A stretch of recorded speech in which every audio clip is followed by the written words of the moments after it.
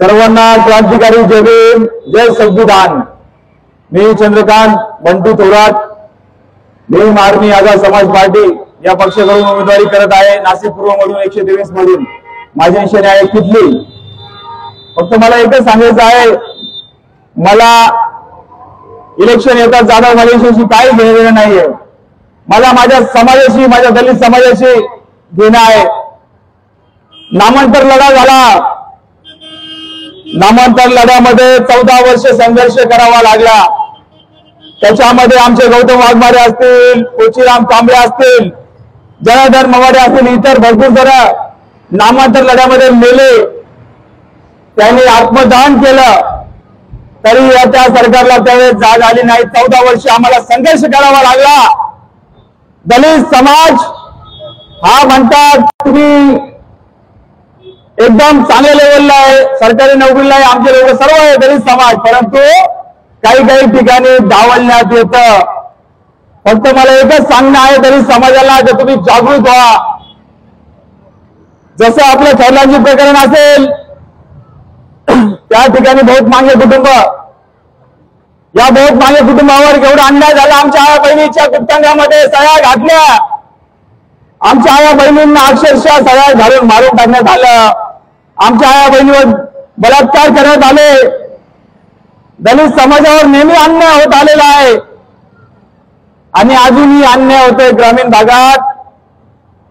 आणि आमच्यासारखे बाबासाहेबांचे लेकरं जिवंत, मग ते कोणी असो, नाशिक जिल्ह्यातले जेवढे नेते असतील, आमच्या पंचवटीमधील शेखरभाई असतील, आमचे अजून नाना वगैरे असतील, पवन भाऊ असतील, जेवढे असतील तेवढे समाजासाठी उभे आहेत। भूषण भाईजी असतील आणि एक बंटी थोरात पण आहे। लक्षात ठेवा, या महाराष्ट्रामध्ये समाजावर जेव्हा अन्याय होईल त्यावेळेस आमचा गागाट होईल। लक्षात ठेवा, बाबासाहेब की औलादे अभी जिंदा है, याद रखो।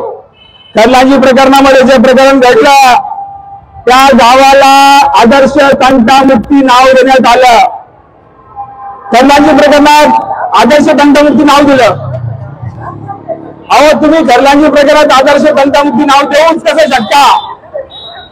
ज्या खैरलांजी मध्ये आमच्या दलित बांधवांना निर्गुणपणे मारून टाकण्यात आलं आणि तुम्ही त्याला खैरलांजी गावाला तुम्ही आदर्श समाज, आदर्श गाव तंटामुक्ती नाव द्यायचं हे चुकीचं आहे। हे जातीवादी सरकार आहे। बाबासाहेबांचे हे कधीच झाले नाही आणि हे बाबासाहेबांचे कधीच होणार नाही। हे फक्त शो शायनिंग करता आणि बाबासाहेबांपर्यंत हे कोणीच येऊ शकत नाही। हम बाबा साहब की औलाद है, बाबा साहब की औलाद अभी जिंदा, याद रखो। आणि बाबासाहेबांसोबत तुम्ही काहीच नाहीये, लक्षात ठेवा। आमच्या बाबासाहेबांचं नाव आकाशातल्या ताऱ्याला दिलेलं आहे, म्हणून तुम्ही वळवळ करू नका। आमच्या बाबासाहेबांकडे तुम्ही काहीच नाहीये, तुम्ही झिरो आहे, हे लक्षात ठेवा। आमचा बाप लय मोठा होता आणि आम्ही त्याची लेकरे, हे लक्षात ठेवा। एकदाच गेलो दिसतो आणि निळा दिसतो, आमच्या शेखरभाईचं हे वाक्य हे लक्षात ठेवा। मला फक्त एकच सांगणं आहे या माध्यमातून की बाबासाहेब की औलाद अभी जिंदा आहे। बहुत मागे कुटुंबाचं काय झालं, त्यानंतर सागर शेजवळ शेडी खून झाला। सागर शेजवळचा का झाला? त्यांनी बाबासाहेबांची रिंगटोन वाजवली म्हणून सागर शेजवळचा खून होतो। म्हणजे या महाराष्ट्राचं, या देशाचं किती मोठं दुर्दैव, त्या बाबासाहेबांच्या गाण्याची रिंगटोन वाजली म्हणून मर्डर होतो। अरे बाबासाहेबांच्या गाण्याची रिंगटोन वाजली, तुम्ही बाबासाहेबांच्या लेकराला मारून टाकतात। ते आरोपी जामीनवर बाहेर आलेत। अरे कुठे तुम्ही? अरे फेकून मारा त्यांना, मी घाबरत नाही।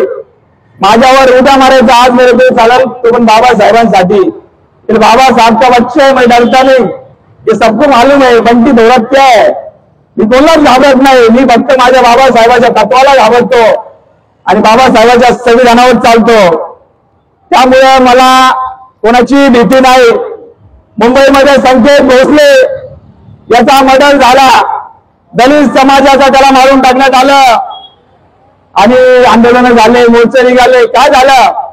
सर्व घरी गेले, झोपून घेतलं. अरे त्याचा फॉलोअप घ्या, मागे बघा काय झालं त्याचं, पुढे घ्या ना. त्याचा मर्डर झाला, संख्येत पोहोचलेचा, असे कितीतरी प्रकरण या देशात घडत असतात. अक्षय भालेराव नांदेड मध्ये मर्डर झाला, अक्षय भालेरावचा, बाबासाहेबांच्या लेकराचा. त्यावेळेस समाज कुठे? समाज आंदोलन करणार, कॅन्डल मार्च काढणार आणि समाज परत आपल्या घरी जाऊन झोपून घेणार, उद्या दिवशी आपल्या कामधंद्याला जाणार. अरे रस्त्यावर उतरून राहा, जोपर्यंत समोरच्याला फाशीची शिक्षा होत नाही तोपर्यंत समाजावरती अन्याय हे थांबणार नाही. हाथरस मध्ये, दिल्लीमध्ये आमची बहीण मनीषा वाल्मिकी, या बहिणीचा बलात्कार करून खून करण्यात आला. कारण ती एसटी होती म्हणून का तिचा खून करण्यात आला. आणि आज त्या केसला काय झालं काय नाही कोणालाच काही माहित नाही, सगळे आपल्या आपल्या याच्यात मग्न आहेत. म्हणून त्या केसचाही फॉलोअप कोणी घेतलेला नाहीये. त्यानंतर आमचं भीमा कोरेगाव प्रकरण असेल, त्या भीमा कोरेगाव प्रकरणाला स्वतः मी उपस्थित होतो आणि भीमा कोरेगाव प्रकरणामध्ये अक्षरशः लाट्या काट्या या जातीवादी लोकांनी आमच्यावर मारल्या, दगडफेक केली आमच्यावरती.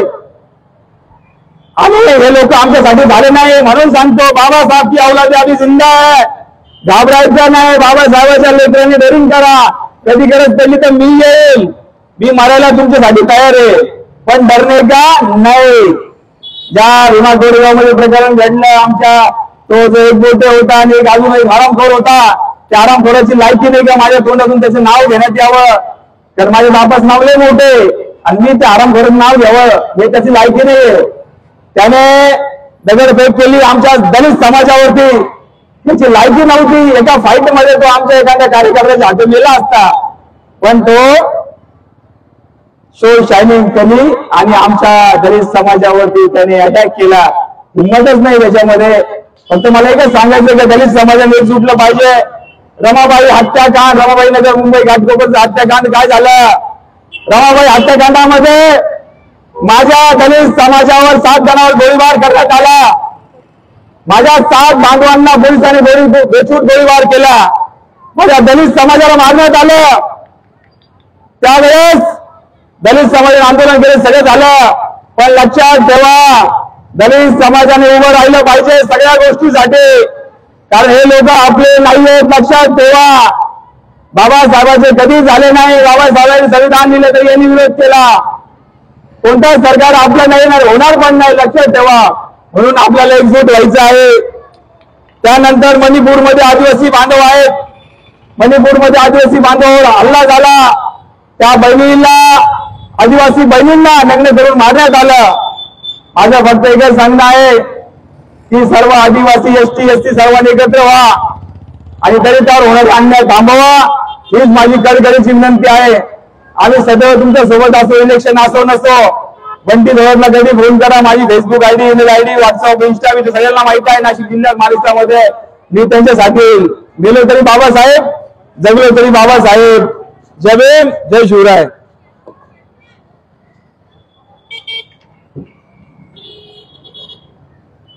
ठीक आहे.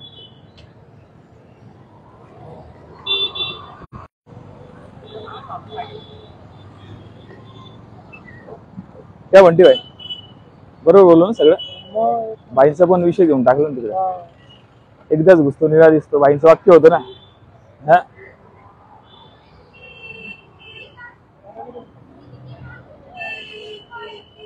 बाकी आता इकडे पेट नाक्याला परत पण शेवटी द्यायला जायचं.